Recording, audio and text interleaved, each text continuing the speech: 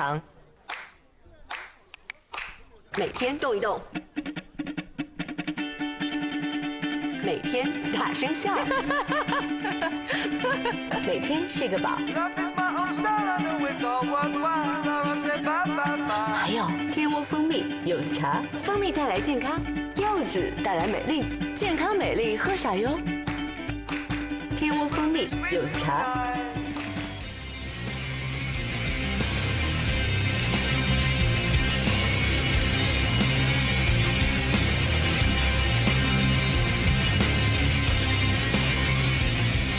欢迎回到英雄联盟职业联赛的现场。那么在开始今天晚上的 BO2 之前，我们先来回顾一下皇族对上 IG。 Welcome back, ladies and gentlemen, to the LPL. Of course, broadcast here in English on Twitch TV, made possible in part by our friends at Esports Heaven and Games in Asia. My name is Rapid. I'm here with Nero, and your MVP on the screen right now with a pentakill and a final score of 13-3-15 is UZI. An incredible Vayne game. Only averaged 529 gold per minute, so just top of the score line for that. No big deal, but a great way to close out the series for Starhorn Royal Club. And if UZI didn't get the MVP, I would have given it to Insec, whose jungle Shaco play was pretty spectacular in its own right. Yeah, it definitely was, but it was just because he picked this champion and not because he played it incredibly well, to be honest. But yeah, Starhorn, that was their last best of 2 in the regular season of the LPL, so it is definitely a spectacular way to finish their performance right here. So now they just have to wait for the seeds to pretty much happen themselves. Like, they wait for World Elite to finish their best of 2 series, they wait for EDG, OMG, and they will know what their seed coming into the playoffs will be. They definitely will be fighting for the spot at the World Championship, but right now it is World Elite versus LGD coming in. Now, interesting to notice here, World Elite, a lot of people predicting wins for LGD here, and this is kind of strange, and I feel like it's more of a reaction to World Elite kind of maybe coming into a mini slump, but 2-1-1s and actually a 1-0-2 in favor of LGD, so Caster's not really looking to World Elite to pick this one up, even though they are vastly farther ahead in the standings. Yeah, and that actually is quite an interesting thing. Yes, of course, lately World Elite hasn't been doing like perfectly well, but it's not a reason that they should lose to LGD. I don't know, we'll get to see, but LGD, of course, World Elite actually got punished by the late change of patches, with Conan being such a roaming support, and now he has to go for the 2v2. Well, if you look at their last 5 games, they've only won 2 of them and wound up splitting yesterday versus IG, or a couple days ago. So 60% win ratio, and this is coming from we that had an over 75% win ratio just a couple of weeks ago. So not kind of falling on rough times here. They were able to pick up a 1-1 versus Starhorn, but at this point in the season, the dominant teams need to be hitting those 2-0s, and Starhorn 1-1 versus IG, and now it's World Elite's turn. There you can see on your screen the most famous man in China, it's Salme, and he will be, of course, in the top lane for World Elite. Big Jax player, but Jax maybe not quite the champion to see out of the top lane. If you can get Maokai, great, go for it, but Jax a nice fallback pick, maybe allows you to give away Gragas as well. Heading down to the jungle, and now we're going to see him on the screen. It's Sin, or Act-Sin, a Korean player that came to World Elite, and while he has struggled somewhat, his starter game is still not afraid to pull that champion out, even if it doesn't necessarily do quite so well. Alright, so actually coming back to Salme, I think that Maokai is definitely going to be a highly contested pick, but that's the case for pretty much every single match right now. But definitely we have to look at Wei Xiao right here, because lately it affected him the most. He was the guy trying really hard to carry the team on his shoulders. He was just AFK farming until the late game and then trying to win the game. So we definitely have to be looking at him, and if he steps up his play. Yeah, there's Wei Xiao, and in case you were wondering what champion he likes to play, it's Tristana. At least that's what he's been pulling out almost every game. And the reason he played Tristana in his last game was actually because Ninja picked up the AP Kog'Maw, and I mean, I'm a big fan of AP Gogma, but I'm not a big fan of World Elite's strategy. And lately, it has just been hit the pause button as hard as you can and head towards the late game. They actually play overly cautiously and incredibly safely over the first like 25-30 minutes of the game, just so that they can keep farming and farming and farming, and then they try to win that one team fight that wins them the game later on. I hate that strategy, especially here in China, because the emphasis is put so much on your positioning at every point in the game. Chinese teams, especially their opponents LGD, love to break the laning phase, and LGD are actually a team that exhibit really smart map movements, sometimes just randomly showing up somewhere with 5 people at the 4-minute mark, and you're just like, shouldn't you be in lane phase CSing right now? And they're like, no, I'm killing you. Now you can see LGD there on your screen with a 46% win ratio, just a little bit down below, but they've actually won 3 out of 5 of their last games, so one better, at least in the last 5 record versus World Elite.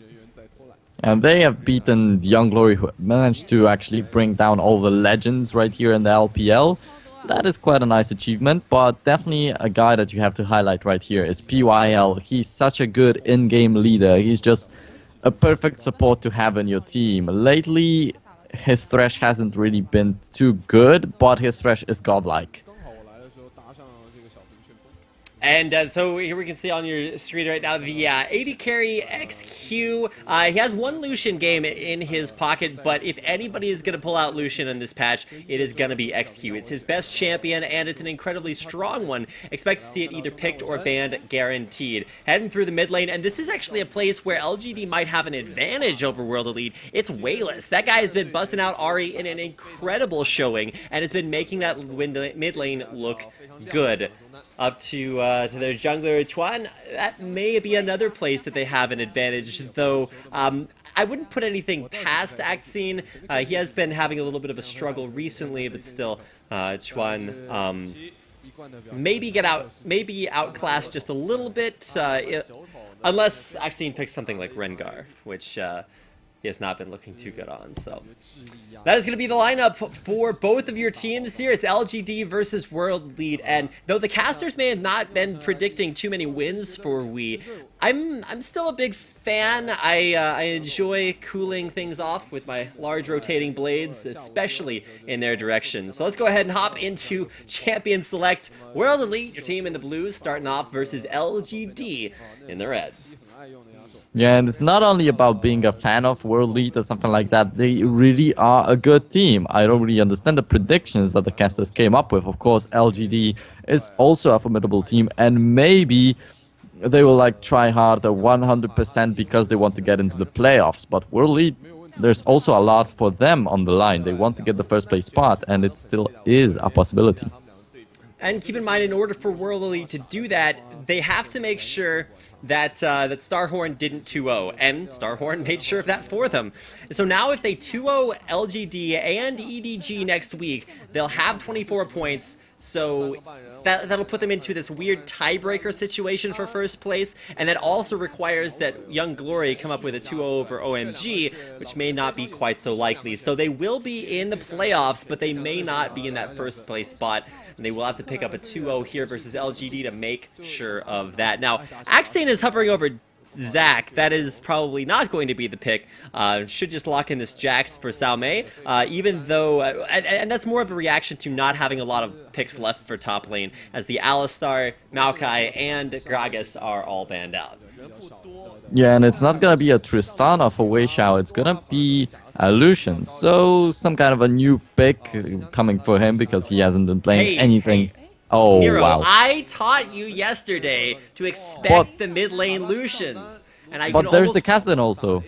Okay, well then, what? Okay, so, what? Jungle Lucian, top lane Lucian, what do you want to do with him? No, I think this is going to be top lane Kassadin.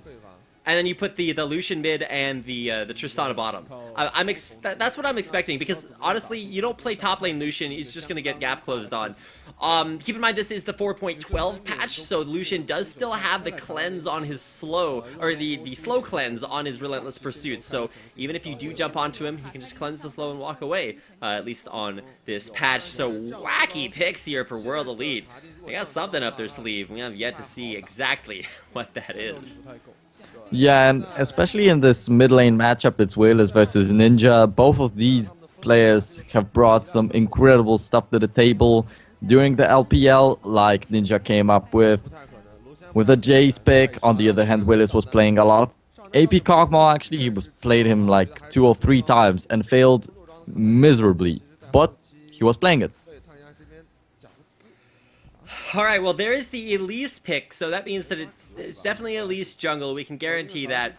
And switching things up, I expect to see the top lane Kassadin, but I'm not making too many predictions here. For LGD, they have picked a much more standard team comp. When XQ Valkyrie's into the middle of the enemy team, they'll be able to get the Orianna Shockwave off. And that's a little bit sarcastic, but most Corkis in LPL do find their way into the middle of things with their Valkyrie, and it's a little bit baffling, but XQ a little bit better than that. He's not really known for being one of those big sort of super dive 80 carries like UZI or like Name, one of those guys that'll just dive straight in and maybe positioning somewhat aggressively. But it is a big team fight comp. They do have a good ball delivery system there for Wayless. And Orianna has been one of his traditionally most consistent champions along with Ahri, at least that he's been playing lately. So not a bad pick up there, but still a little bit baffled as to how World Elite are going to cram this many hyper carries in. And once again, this has been their strategy. They farm for 30 minutes, kick it to the late game, and then they have way too many hyper carries to deal with. And this time they have Lucian, Tristana, and a Kassadin. I don't know if they can stall for that long. Yeah, and there is this Tristana for Weixiao in the end, so I was wrong. But okay, Weixiao sticks to this Tristana, so the question is, will he stick to the game plan that he just farms up and is useless to the team and just wants to carry on his own without relying on his team? That might be a hard thing. And also, coming back to XQ, yes, he is one of the more intelligent rather than skilled AD carries right here, because he has perfect positioning, but he's not really the guy that is gonna get a pentakill like UZI, but he's definitely gonna stay safe. Yeah, and you can see World Elite sitting in 4th place with only 18 points after hitting a pretty big slump lately, and they're taking on, of course, the team right below them in LGD. Looking to climb up in the standings. Let's go ahead and hop into game number 1, our second best of 2 series of the night. It's LGD grouping up, taking on World Elite. World Elite not going to try anything level 1. They're going to give up almost everything that they possibly can just to make it to a very passive lane phase start. LGD may not let them do it. And LGD will be going for the invade on the red buff. However, their jungler is on the red buff of his own. So just a little bit of ward placement. Yeah, there is a good ward from World Elite on that red buff, so they're pretty well aware that LGD are going for this big invade. Now, LGD have put us the exact same ward at their own red buff, so nothing's really a mystery to either one of these teams. But the big question is, what is LGD going to go for their early strategy? Do they put the duo lane bottom? And it looks like a yes. But more importantly, like, do they go for this crazy break the lane phase, roam everywhere super early on kind of strategy? Because that is something that they have pulled out against these super late game team comps. Yeah, that might definitely be an interesting game. So LGD, they are fighting for the playoffs and a shot at the Worlds. World League, they are fighting for the first spot to get a good seed in the playoffs. So a lot on the line for both of the teams. And LGD, well, yesterday they've already made a 2-0 against Young Glory. Now they need to get a 2-0 against World Elite and then at least a tie against the last team that they're going to be facing off. Now, 4.12 has changed a lot for the LPL scene, and the most important thing is that it's caused a lot more 2v2 lanes down bottom. Oh, 17, really? I don't know how you can play top lane Kassadin. It just doesn't seem like it would work, especially this early on against Jax, but Jax has received a few nerfs too. What I was saying about bottom lane, the new patch has forced 2v2s, and that has actually favored LGD just because XQ is really, really good, and PYL is the team shot caller, so everybody knows when he's going in. Whereas the duo lane has actually hurt World Elite because traditionally Wei Zhao just wants to sit in a lane and passively farm out for the first 15-20 minutes of the game. So PYL is sitting on this Thresh. It's a very comfortable champion for him. So we'll get to see if he manages to pull off the crazy plays again. PYL has been a great Thresh player. And honestly, I think there are just a lot of great Thresh supports. Although for this, one of the big reasons that this is probably a mismatch is not necessarily because Wei Xiao wants to just sit and farm, but because Conan functions much better as a roaming support rather than just a lane support. Whereas PYL, once again, as the shot caller, is a great lane support with those mechanics. It was a nice play, but a missed death sentence, so PYL not impressively starting the game. Yeah, I'm at 340, so maybe a little bit of a desync, but with the more impressive thing, I guess, to talk about is going to be this early gank pressure. Mid lane, we're seeing Axine maybe get into position for a sneaky gank, but look at Chuen. He is down bottom looking for a sneaky advanced positioning here in this second bottom bush. But he's not going to get it. The wave will push on in. This might be his time to shine. And there's no wards at all in these two brushes. We'll get to see. And, well, Chinese AD carries are good at scouting such things out. It's true, and most impressively is Name. Oh, Death Sentence will land on a Wei Xiao. He's going to get flayed backwards. The Unbreakable is going to block a lot of that damage, and XQ might be in a little bit of trouble here. PYL will get those concussive blows on him as well, so LGD with a nice trip there, and Chuen is back in that bottom lane brush. He wants the safeguard to PYL, who will then land a Death Sentence. There's the Death Sentence. Where is it jumping in? It does get the jump in. Force the flash out of Conan. Yeah, this time around the ward was there, but it wasn't a mystery that he's coming. And yes, there is the flash, but it's just a flash on the support. Wei Xiao still has every single summoner spell available.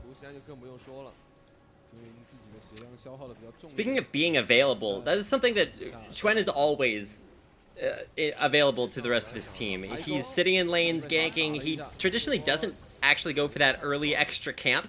He'll always just go straight to a lane and try to look for an early gank. Whereas Axine is actually not too afraid of that. He trusts his lanes to stay in there so that he can get a little bit of an early farm advantage. You can see there already about 8 CS up, and that's actually 2 or 3 camps depending on which ones you want to take. So a little bit of an advantage there over Chuen, who's already head back to base for some ward coverage, which might actually make up that disadvantage that he has over the champion with just having more wards out on the map.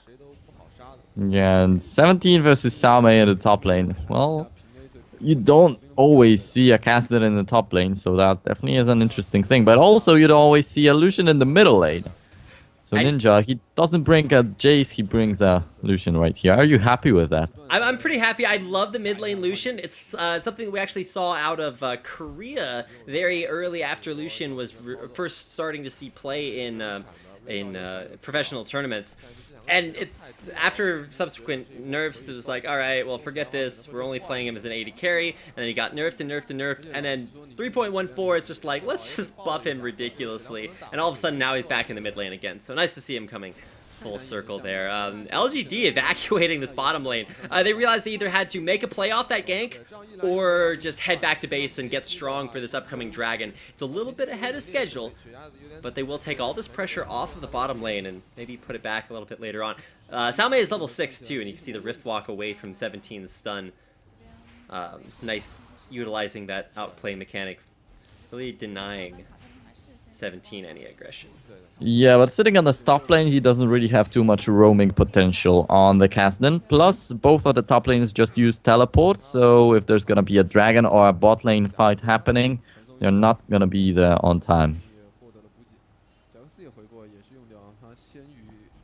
Now, even though there's no UZI potential in this game, there's still penta potential when you look at 3 hyper carries on. I guess Lucian's not necessarily a hyper carry, but as far as just the DPS is concerned, having an 80 carry mid is maybe a little bit of an increase over some of the more just like burst based AP carries that you see a lot. Wayla's not really either one of those. He can deal a lot of burst damage, but should just look to see him farm that lane out versus Lucian and try to go for more of team benefit with shockwaves rather than go for those big 1v1s.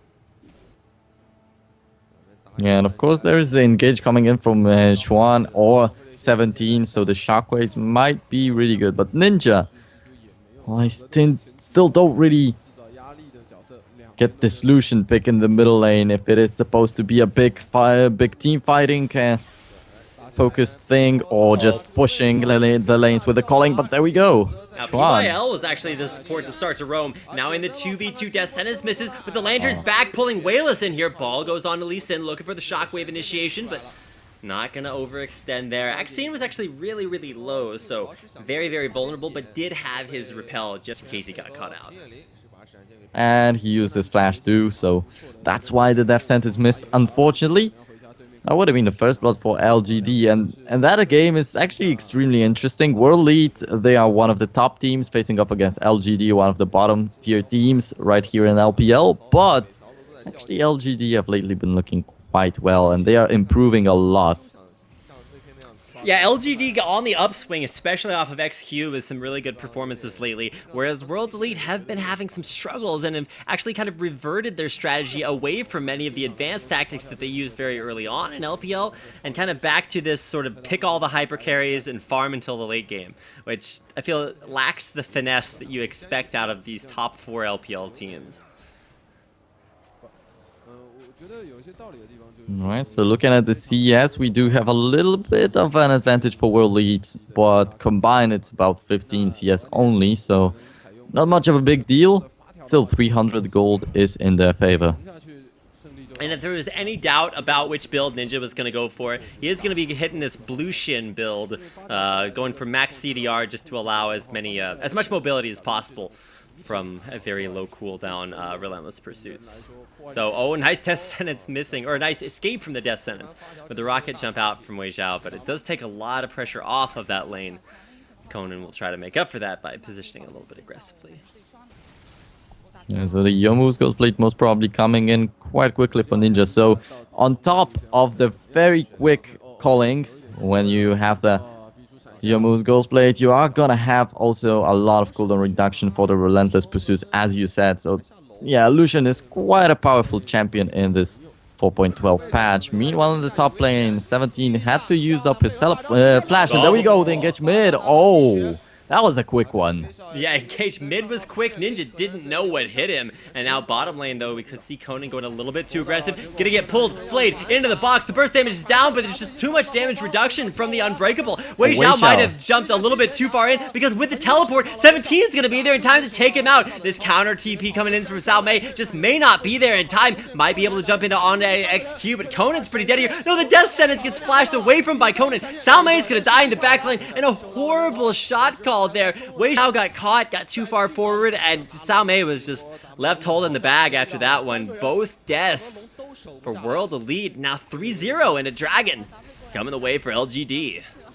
So Conan dodged the hook and actually made his top laner die, while now this Gaston would be a lot more useful than a live Braum.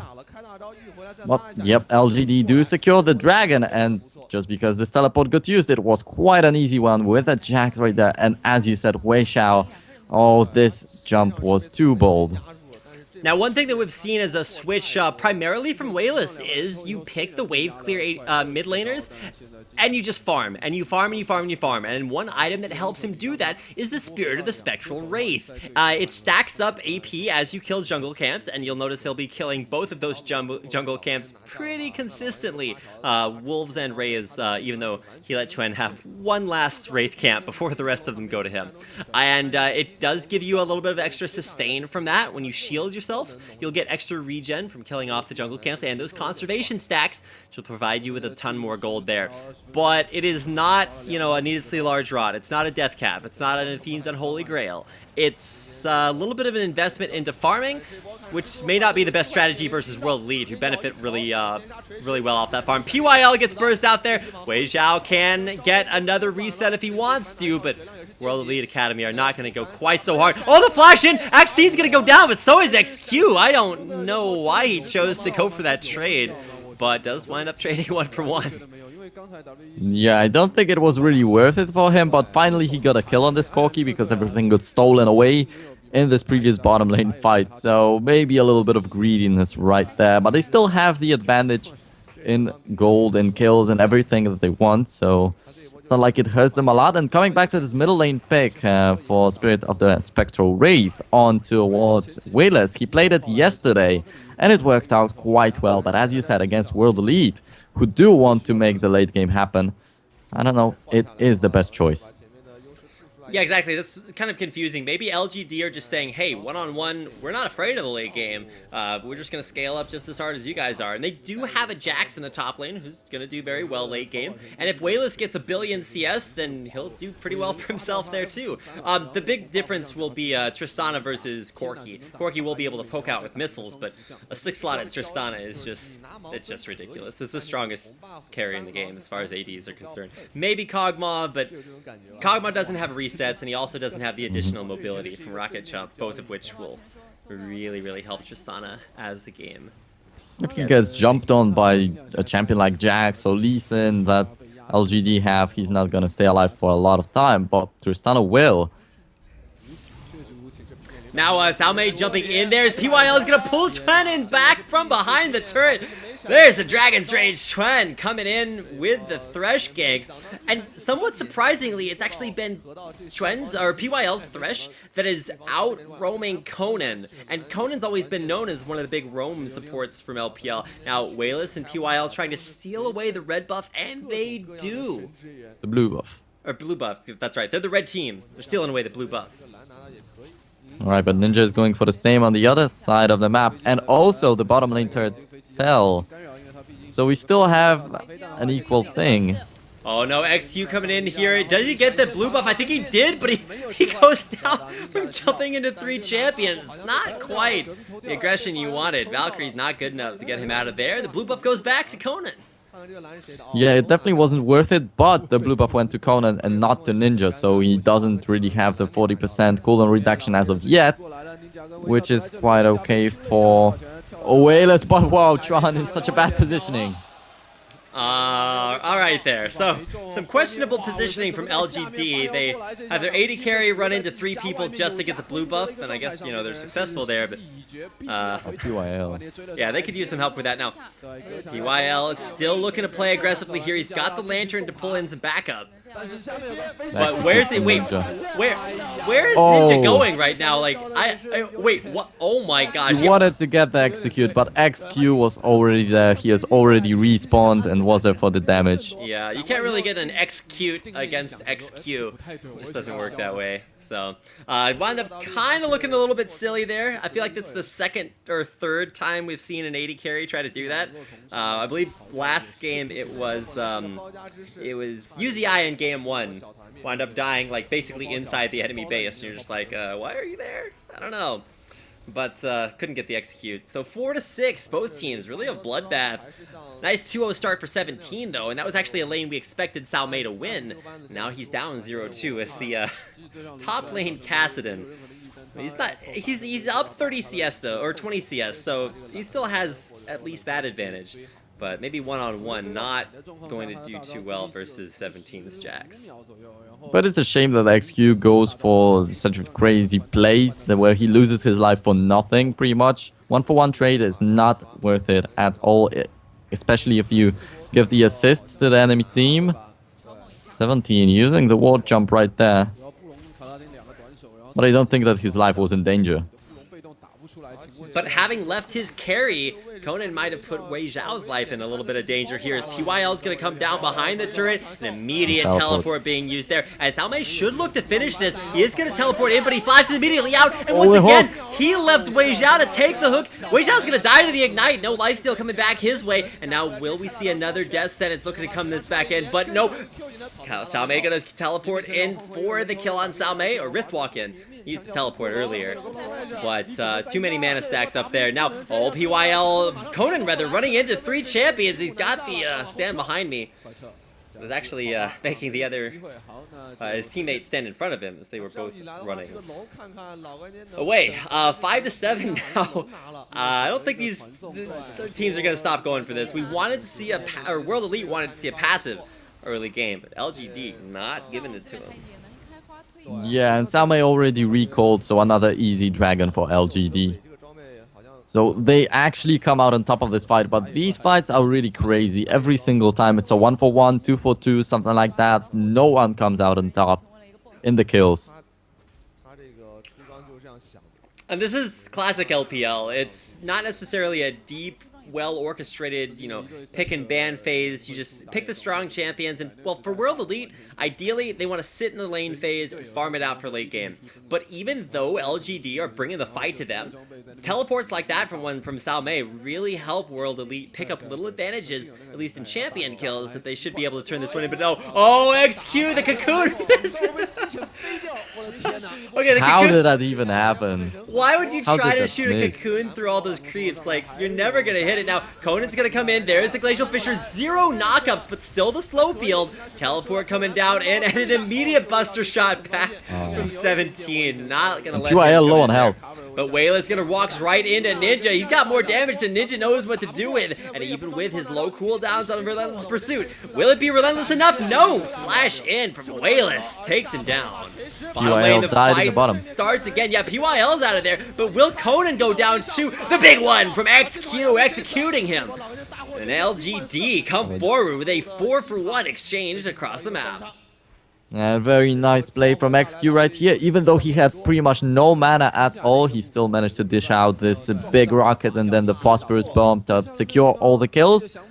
And that's really nice for LGD, getting 4 kills in exchange for just 1. PYL went down at the very beginning of the fight. I don't know why World Elite re-engaged that. 17 had his TP up, and we knew that Salmei was not looking to help them out anytime soon. So LGD with a solid win down there take 2 turrets bottom lane. Now they are looking incredibly strong. 4-2, the Trinity Force completed for XQ, and he is going to be miles ahead of this Tristana.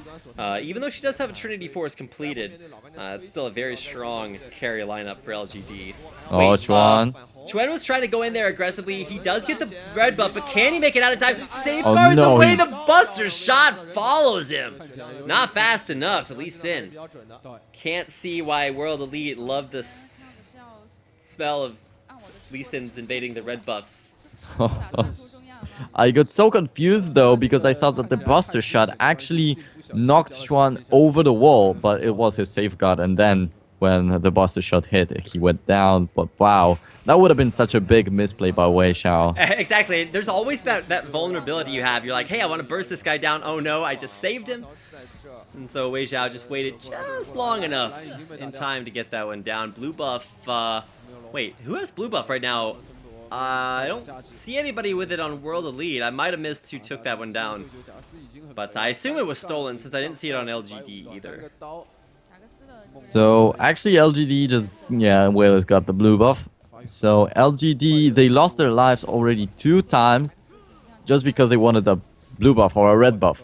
First it was XQ, then it was Chuan. So that is actually a kind of a weird play by them. But World Elite though, on the other side, they also throw away some deaths. Buffs are significant, especially when Ninja's looking for a ton of CDR and Wayless is just trying to farm his butt off. He's up 60 CS over Ninja, so that is fairly sizable. And keep in mind, CS for Wayless are going to matter more because he's getting more gold from CSing jungle monsters, and he's getting doubly more gold because of this conservation passive from the Spirit of the Spectral Wraith. So even though he's 60 CS ahead, he's more like 70 or 80 CS ahead just because of the extra gold from Spirit of the Spectral Wraith. Yeah, and there's already the death cap. And this is gonna hurt a lot, but actually we haven't seen a big shockwave as of yet. Whereas he's just going for the 1v1s, he was never in a big fight. I'm wondering what item Wayless is going to sacrifice for his Spectral Wraith, because like he needs Void Staff and Zanya's Hourglass, but he also may want a Banshee's Veil. If he does go for those 2 items, he'll have somewhere upwards of like 600 ability power, 600 or 700 if you want to count all of that. So I don't know, that Shockwave is going to be way ahead of schedule as far as damage is concerned, and it's up to Chuan or 17 if they want to go in and make that happen. Really just need a team fight to happen for that to be realized. 17 completely destroying Salmei right there. Cassidy has no rights to contest any kind of creeps or towers or whatever against this Jax. He's just gonna destroy him if he goes for a 1v1 fight. LGD. Yeah, they're catching World Elite out of position there off this rotation, and it's going to take Conan just home guarding his way back up that mid lane, desperately trying to keep that turret alive. But it's down below half health. It'll heal itself up, but this push for LGD, I don't think World Elite are really in position. Now, Death Sentence is going to land there. We've got action in the bottom lane, top lane, or mid lane as well. And the damage from Wayless. Wow. Way too much. There it goes. It's way versus way. Too many ways, or way too many ways. If you want to look at that, the push through. Conan's gonna go down. Wayless is so huge. Ninja might be the next to fall. Wants to get the 1v1 onto Wayless, but look at him. He just destroys them. Too much damage to deal with. And they're gonna look to end the game here. Axine is back up alive, but there's minions in here to tank up the Nexus turrets. And a 23-minute victory for LGD? They're gonna do it. The Nexus gonna go down here, and with only Axine alive, he gets pulled off the fountain, and Wei Zhao's back, but it's not back in time. Axine's gonna go down, and LGD, the death push, up mid lane, crushing World Elite 16-7 in a 24-minute win. Oh, wow, Wayless just one by one. Command attack dissonance, attack dissonance, attack dissonance. Somewhere in the meantime, he threw out a shockwave, getting 3 kills in the base of World Elite, no problem. And as I said, he was never in a big fight as of yet, and then this happens. That was incredible. So congratulations to LGD. They will pick up game number 1, and so gotta give some props to the Chinese casters. All of them predicted at least one LGD win, so we'll have to see if World Elite can bring things back in game number 2, and that game will be coming up in about 10 minutes. So stick around. We'll be right back with game number 2 as World Elite look to bring things back versus LGD. Stick around. It's the LPL in English on Twitch TV.